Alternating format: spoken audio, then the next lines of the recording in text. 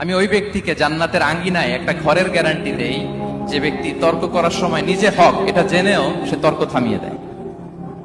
অনেক সময় হয় না, অনেকে পায়ে পাড়া দিয়ে ঝগড়া করতে আসে, এরকম আছে না নাই?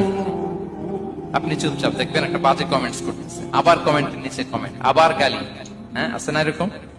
বিষ্ণু বলেন নিজে হক এটা জানার পরেও আর যাতে তর্ক না বাড়ে, যে তর্ক থামিয়ে দেয় জান্নাতের আঙ্গিনায় তাকে আমি একটা ঘরের গ্যারান্টি দেই।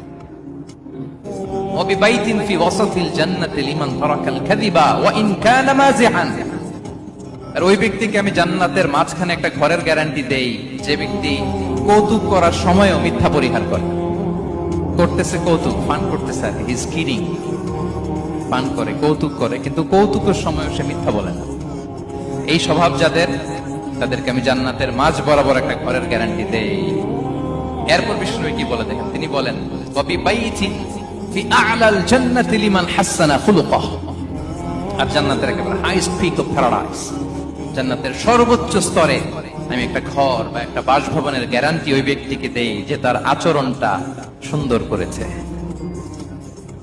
যে সুন্দর আচরণের অধিকারী হয়েছে, তাকে জান্নাতের হাইস্ট পিকে আমি একটা বাসভবনের গ্যারান্টি দেই। তাহলে বলেন তো আমাদের আচরণটা সুন্দর করার দরকার আছে না নাই?